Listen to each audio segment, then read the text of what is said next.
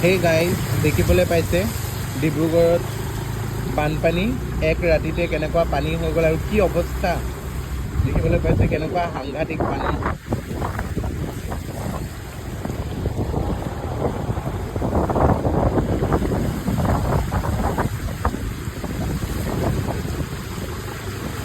বৰষুণ ৰখাৰ কোনো নামেই নাই লোৱা।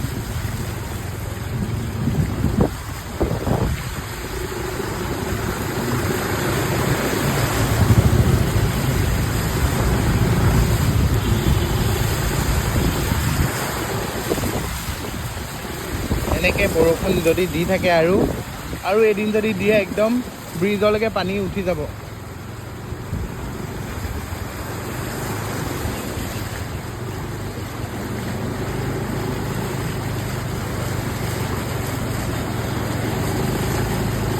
দেখিব পাইছে কেনেকুৱা সাংঘাতিক পানী।